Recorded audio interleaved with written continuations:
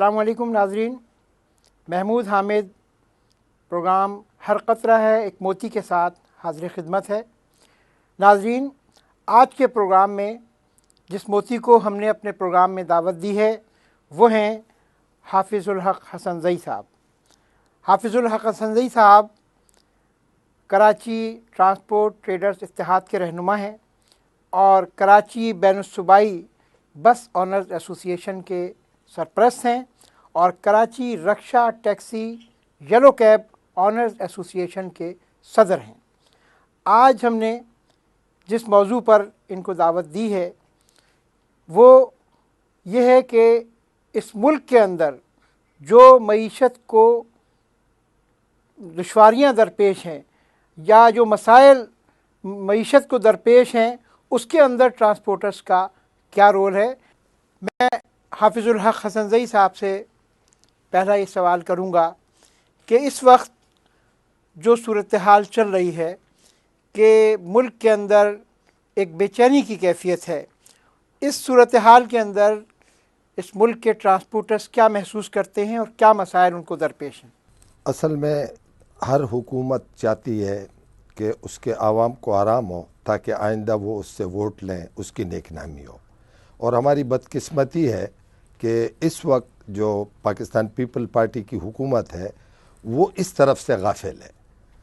हम जमहूरियत को मानते हैं, हम वोट से आने को मांगते हैं, सब चीज़ें हम मानते हैं, हम इसके मुनकर नहीं हैं। पूरी तवज्जो इस वक्त इस पर है कि 5 साल पूरे हो जाए, तो हमें उससे भी काम नहीं है। ताजर और ट्रांसपोर्टर जो है मुल्क को चलता हुआ लोगों को रोज़गार और खुशहाली अमन व अमान चाहते हैं। हम ये चाहते हैं कि हमारी जो पोजीशन ट्रांसपोर्टर की ताजिर की बन गई वो इस हद तक हो गई है कि हम बिलें अदा नहीं कर सकते, हम रिक्शा टैक्सी और बसों को टायर नहीं डाल सकते, हम मुरम्मत नहीं कर सकते। और इसकी सारी जिम्मेदारी जो है वो मौजूदा हुकूमत पर है। उसकी नाक़िस पॉलिसियों की वजह से हमें और कौम को आज ये दिन देखना पड़ रहा है कि जिस परेशानी में हम मुब्तला हैं।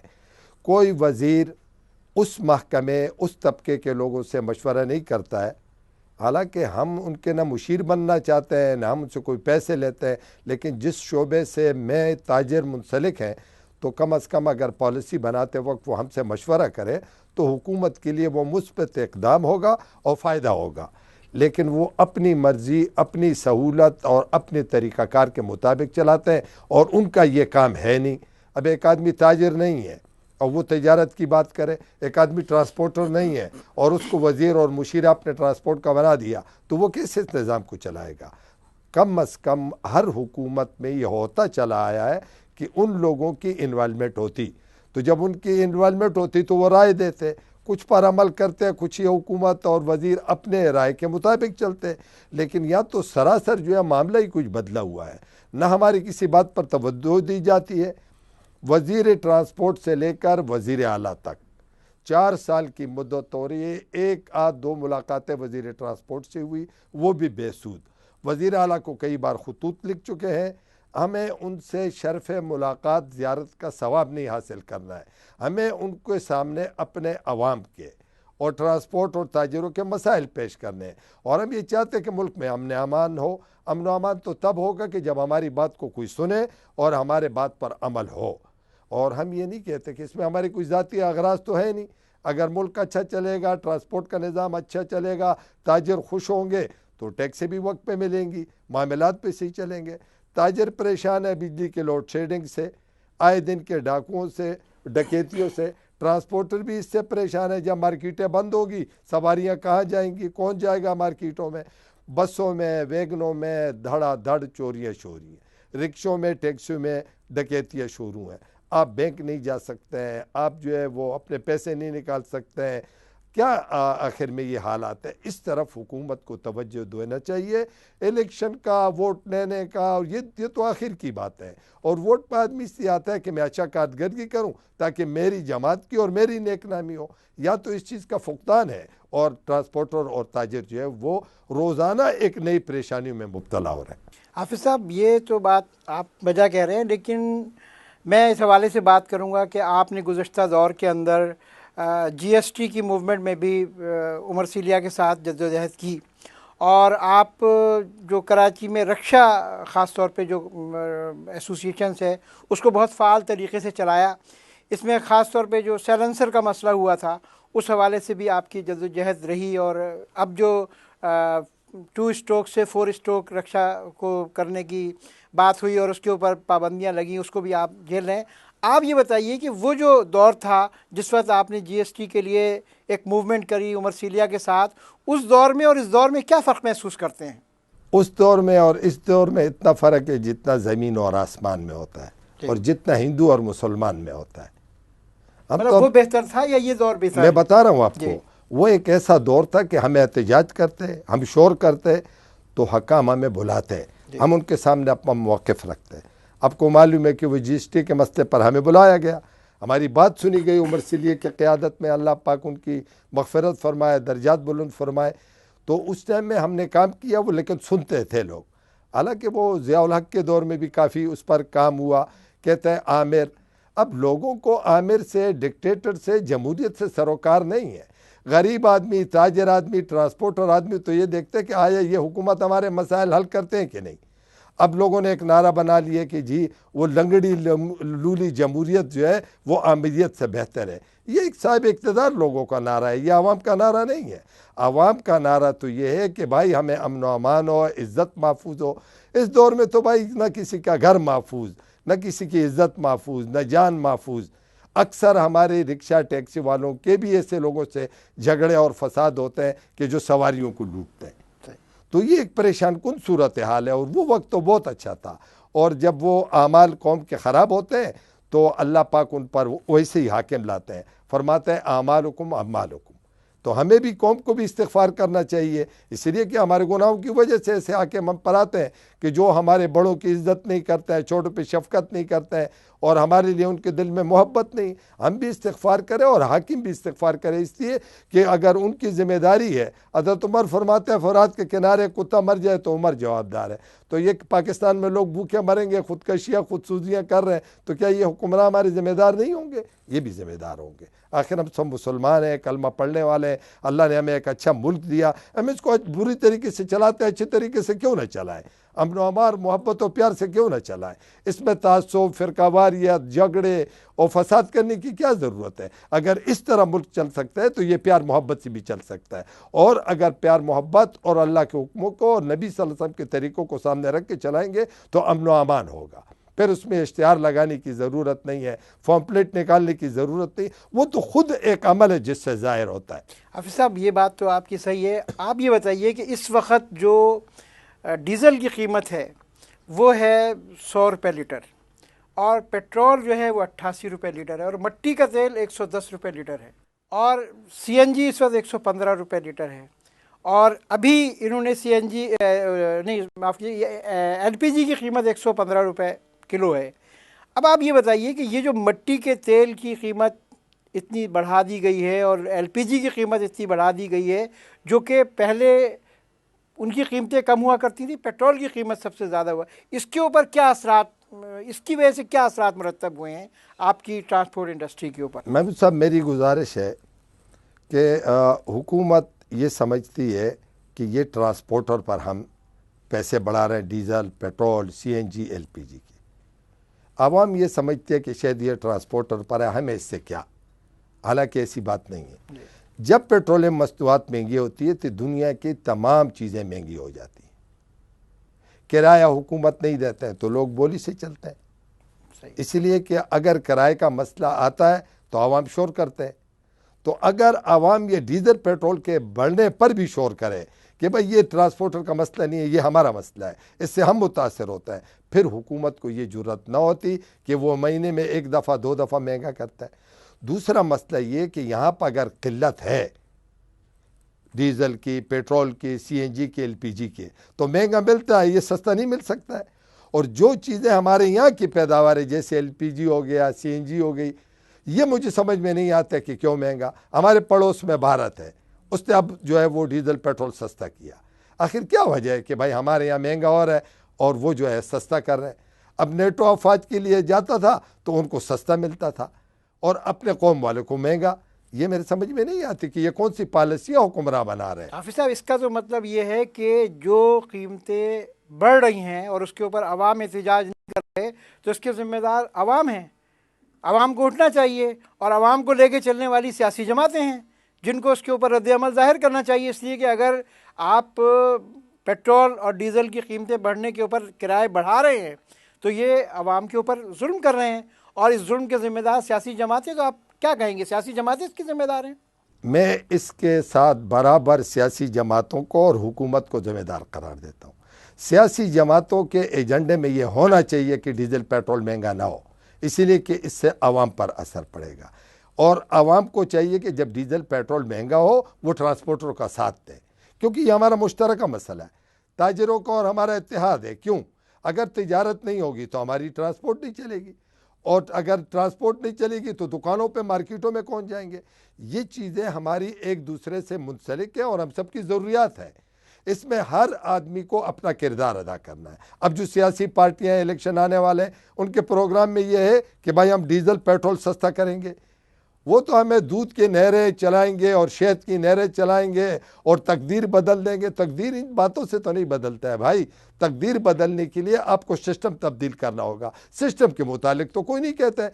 जब तक ये निज़ाम तब्दील नहीं होगा आप किसी को भी ला के बैठा दें, वही निज़ाम होगा, वही लोग होंगे, चेहरे बदली होंगे, इससे तो काम नहीं चलेगा। हमें इनकी सियासत से काम नहीं है, हम तो कारोबारी लोग हैं। लेकिन है पाकिस्तानी, दिल हमारा भी दुखता है कि जब लोग भूखे मरते हैं और जब लोग भीख मांगते हैं, जब लोग अपने बच्चों को फ़रोख्त करते हैं रोज़ी की वजह से कि खर्चे पूरे नहीं कर सकते हैं। अब ये जो लोग हेरोइन पी रहे हैं और ये जो चरसे पी रहे हैं जगह जगह, ये क्या है? ये बेरोज़गारी है। घर में झगड़े होते हैं तो वो बेचारे ये नशे शुरू कर देते हैं, और वो समझते नहीं है कि नशे से थोड़ी देर के लिए तो हो जाता है, सारी ज़िंदगी का मुसीबत। ये तमाम की तमाम ज़िम्मेदारी हुकूमत की और सियासी जमातों की है, और साथ में हम आवाम की भी है कि हम इसकी निशानदेही करें। हाफिज़ साहब, आप ये बात तो सही कहते हैं कि ये आवाम की ज़िम्मेदारी है, सियासी जमातों की ज़िम्मेदारी है। लेकिन इस वक्त जो डीज़ल और पेट्रोल की कीमत बढ़ी, बिजली की कीमत बढ़ी, और इस वक्त CNG की कीमत अच्छी खासी उसमें इजाफा हुआ, और साथ साथ अभी फिर ये अखबारात के अंदर वज़रा की तरफ से आ रहा है कि इन कीमतों को, बिजली की कीमतों को हम बढ़ाएंगे। मैं कहता हूँ कि कम से कम कराची की हद तक तो हमने ये देखा है कि कोई भी मुंतखब नुमाइंदा हो या सियासी जमात का लीडर जो है वो हमको या आवाम को लीड करने के लिए नहीं आता।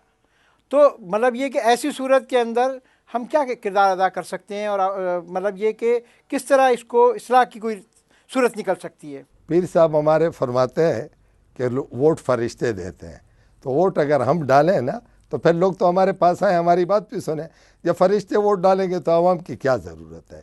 सवाल ये कि मैं अपनी बात बताऊं, एक मुकदमा हमने लड़ा, हाई कोर्ट से जीता।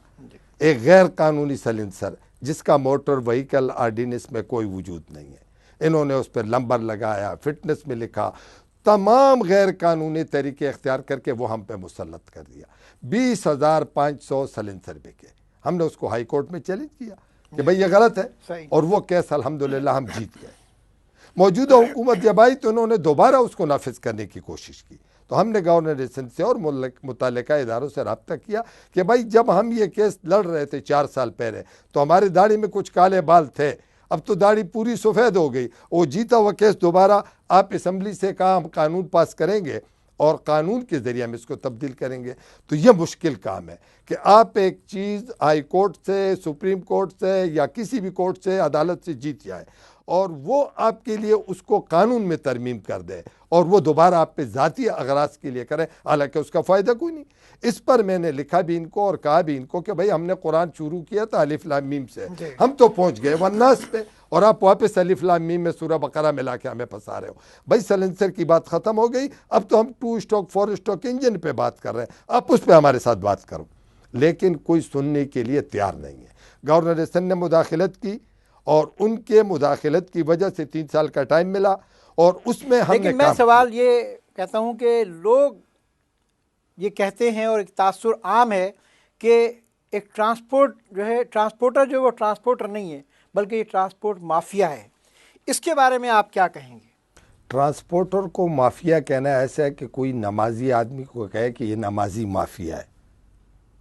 इसलिए कि मेरे ख्याल से रिस्क के हलाल कमाने वाले इस वक्त जो है वो और भी होंगे, मैं नफ़ी नहीं कर रहा हूँ किसी की, लेकिन ट्रांसपोर्टर 1 रुपया का टैक्स चोर नहीं है, 1 रुपये का। तो ये जो आदमी टैक्स चोर ना हो तो वो माफिया हो सकता है? ये गलत अल्फाज है। ये ड्रग माफिया होता है, लैंड माफिया होता है, वो तो उन लोगों के नज़दीक मुअज़्ज़ज़ लोग हैं और इनको माफिया कहते हैं। ये वो लोग हैं कि अगर आपके मोहल्ले में कोई रिक्शा टैक्सी वाला है और आपके पास अपनी सवारी नहीं है और रात के 3 बजे और 2 बजे और 4 बजे आपका कोई बीमार हो जाए तो ये बग़ैर पैसों के आपको अस्पताल ले जाता है, आपको ले आता है, आपका मैयत हो जाए, कोई मसला हो जाए, तो ये लोग माफिया होते हैं, ये लुटेरे। ये जो माफिया है उनको ये माफिया कहते नहीं है। देखिए मैं आपको ट्रांसपोर्टर की बात बताऊं, अगर ट्रांसपोर्ट चलेगी तो शहर चलेगा, अगर ट्रांसपोर्ट बंद हो जाए तो शहर बंद हो जाता है। ये ट्रांसपोर्ट खाली हमारी ज़रूरत नहीं है, मुल्क की मईशत के लिए रीढ़ की हड्डी है। आप दुकान कैसे जाएंगे, आप दफ्तर कैसे जाएंगे? सब लोगों के पास अपनी गाड़ियां नहीं हैं और आजकल किसी को लिफ्ट भी कोई नहीं देता, इसलिए कि उसमें 100 परेशानियां बनती है। नहीं हाफिज़ साहब, ये बात सही है आपकी, लेकिन ये कि आपके ख्याल में ये जो एक मनफी प्रोपेगेंडा या मनफी तासुर है, इसकी क्या वजूहात हैं? मैं आपको एक बात बताऊं ना, ये सब लोग नहीं कहते हैं, ये सब लोग नहीं कहते हैं, ये आम लोगों की जुबान नहीं है, ये चंद लोग कहते हैं और वो इसलिए कहते हैं कि वो एक तरफ देखते हैं और कुरान हदीस का हुक्म ये कि दोनों तरफ से सुना जाए। तस्वीर के दोनों अगर कोई हमसे पूछे तो हमारी ये बुराई है कि कहते हैं वो जो है चांदनी हो गई रिक्शा टैक्सी वाली की।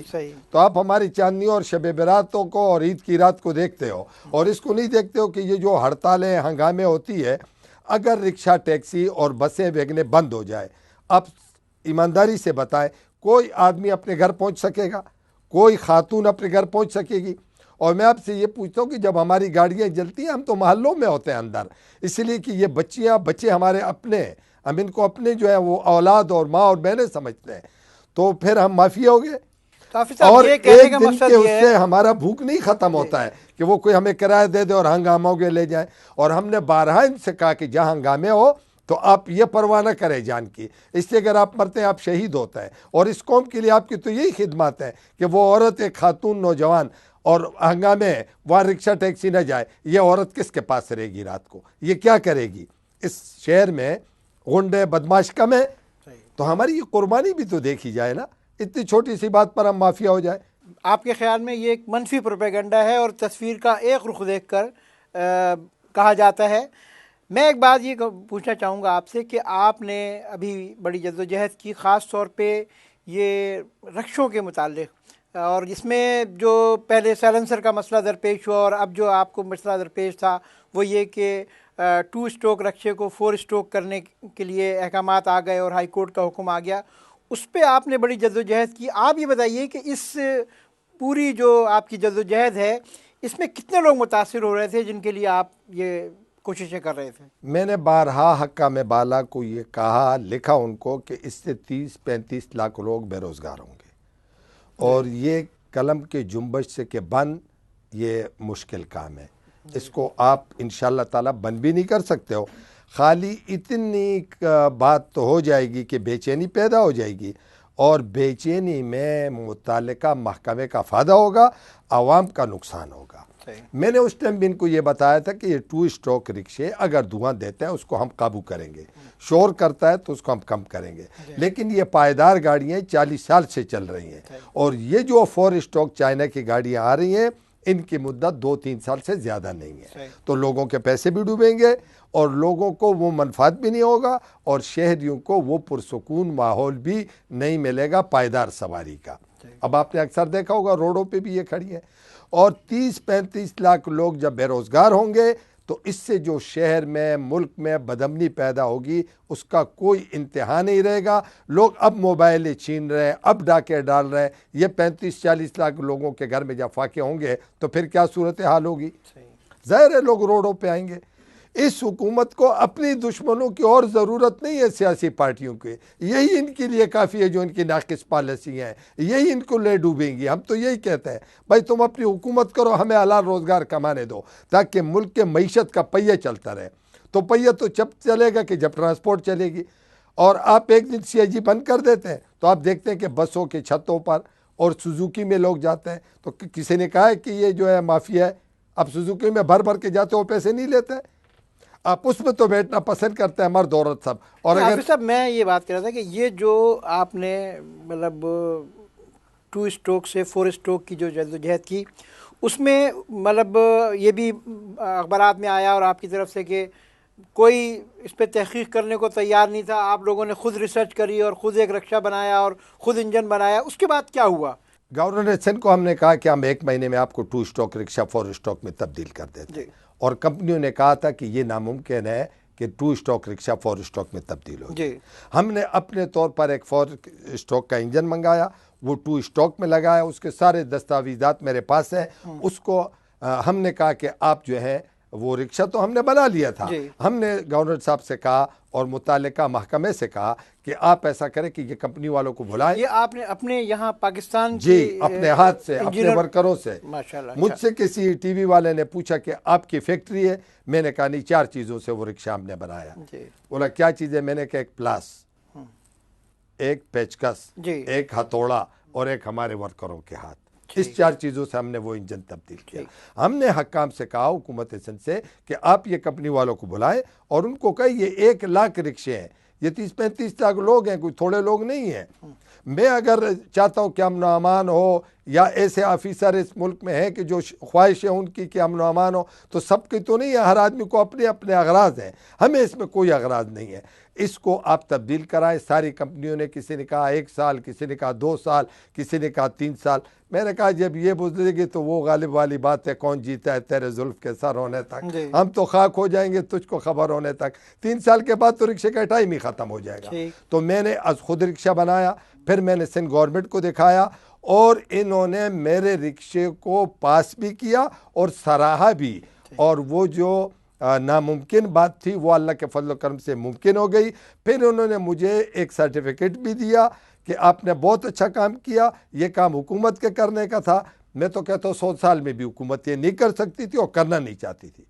मुझसे कहने लगे कि आप इसके लिए इंजन का बंदोबस्त करो। मैंने कहा दुनिया में कहीं भी नहीं होता है कि एक पब्लिक का आदमी जाके किसी कंपनी वाले से कहे, मैं किसी को कहूँ ये अरबों रुपए का प्रोजेक्ट है, मेरे कहने से कोई बना ले। कल गवर्नमेंट की, जैसे अभी हुआ अशर हमारे साथ, और गवर्नमेंट की पॉलिसी नहीं है या इनकी ज़रूरत है या अपने फ़ायदे का काम करते हैं।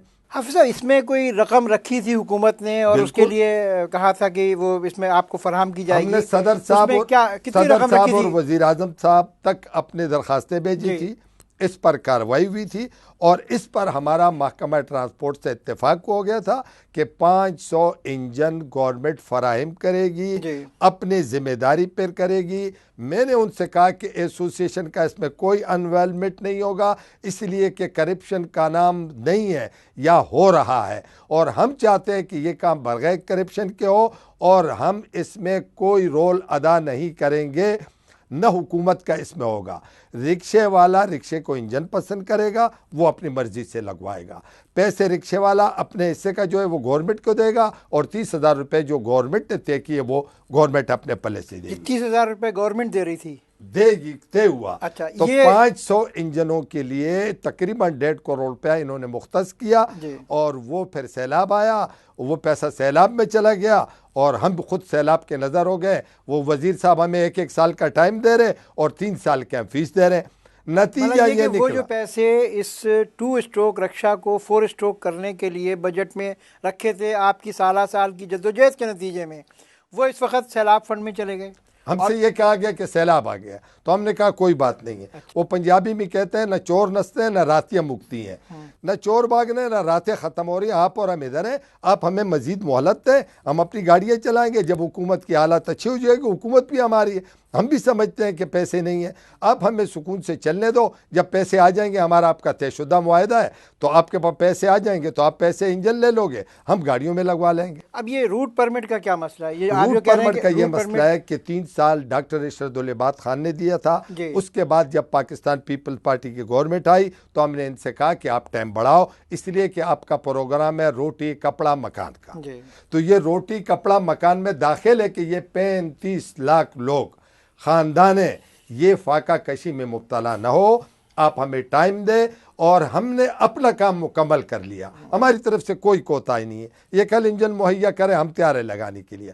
और आज खुद हमने इतना काम किया कि आपने देखा होगा शहर में कि हमने इसमें फॉरेस्टों की नई बाड़ियाँ कुशादा लगा दी हैं, आवाज़ें कम कर दी हैं, और अल्लाह आपका भला करे हमने इसको CNG पर भी कर दिया।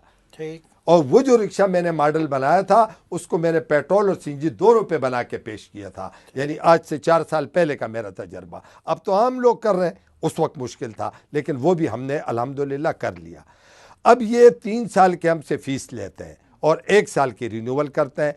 तो ये 11 में हुआ, 10 में हुआ, फिर 11 में हुआ, अब 12 में। ये 2 साल जो है 30/6/2012 तक जो है ये हमें टाइम मिला। 3-3 साल के हमने पैसे भरे और 1 साल का परमिट रिन्यू हो रहा है। हालांकि मोटर व्हीकल ऑर्डिनेंस में 3 साल की मुद्दत है परमिट की रिन्यूअल की। हमें ये समझ में नहीं आता है कि वो मोटर व्हीकल ऑर्डिनेंस कहाँ गया, वो कानून कहाँ गया, वो जो जिस निज़ाम से हम और हुकूमत चल रहे हैं वो सिस्टम कहाँ गया। मतलब ये कि आपको फीस आपसे 3 साल की ली जा रही है जी, और रिन्यूअल 1 साल का दिया 1 साल का दिया जा रहा यानी है। जो मोटर व्हीकल ऑर्डिनेंस है उसकी भी खुलाफ वर्जी हो रही है सरासर। और ये एक जुल्म का भी निज़ाम है। और इंतहा है। मैं ये समझता हूँ कि जो हाई कोर्ट के अहकामात हैं उसकी भी ये खिलाफ वर्जी हो रही है कि हम तो हाई कोर्ट से भी हमने उस वक्त भी ये इस्तदा की, अब भी कर रहे हैं अखबारात के ज़रिए कि जी हम तो तैयार हैं। अगर हमारी वजह से आलूदगी, अकेला हमारी वजह से नहीं है आलूदगी। मैं आपको बताऊं, रिक्शे का इतना आलूदगी नहीं है जितने कारखानों के, फैक्ट्रियों के ये कचरा जो जलाया जा रहा है इसका है। ये एक चीज़ तो नहीं है खाली हम उसको कमज़ोर में लें, वो हम पर तजर्बा कर रहे हैं कि ये कामयाब हो। ये मैं कमज़ोर हूँ, अगर मैं शरीफ आदमी हूँ ना तो मैं कमज़ोर हूँ, लेकिन जो लोग मेरे साथ हैं वो तो सारे हाफिज़ नहीं हैं और वो तो सारे मेरी तरह नहीं है कि वो सोचेंगे जब जिसका वो बेरोज़गारी होगी, बच्चे भूखे मरेंगे, वो क्या नहीं करेगा। हम ये चाहते हैं कि वो गवर्नर साहब की भी पॉलिसी थी कि शहर में हम अमान रहे, सुकून रहे, और हड़ताल से मसाइल हल नहीं होते हैं, मुज़ाकरात से होता है। तो हमने तो 4 साल में वो कुछ जो न करना था वो भी कर डाला जालिम तेरे खुशी के लिए। हमने कौन सा काम नहीं किया। हमारे पास अब कोई इनको बात नहीं है, हुकूमत को कोई जवाब नहीं है कि वो हमारे रिक्शे को छेड़े। नाजरीन, ये थे हर कतरा है एक मोती के एक मोती, हाफिजुल हक हसन ज़ई साहब। नाजरीन, आपने देखा कि एक एसोसिएशन ने अपने मेंबरान को रोज़गार फराहम करने के लिए और इस शहर के अंदर लोगों को ट्रांसपोर्ट की सहूलत फराहम करने के लिए एक पेचकश, एक प्लास और एक हथौड़ी की मदद से और अपनी सलाहियतों की मदद से एक इंजन तैयार कर दिया, और वो इंजन तैयार करके हुकूमत को पेश कर दिया जो बड़े बड़े इंजीनियर्स नहीं कर सके। इसी तरह के बेशुमार मोती हमारे मुल्क के अंदर मौजूद हैं जो मईशत के पहिए को चला रहे हैं और मईशत को आगे बढ़ा रहे हैं और मुल्क की तरक्की के अंदर हिस्सा बटा रहे हैं। हमें इंशाअल्लाह आइंदा हफ्ते हम फिर एक नए मोती के साथ आप प्रोग्राम में हाज़िर होंगे। मैं हाफिजुल हक हसन ज़ई साहब का मशकूर हूँ कि वो हमारे इस प्रोग्राम में आए। अस्सलाम वालेकुम।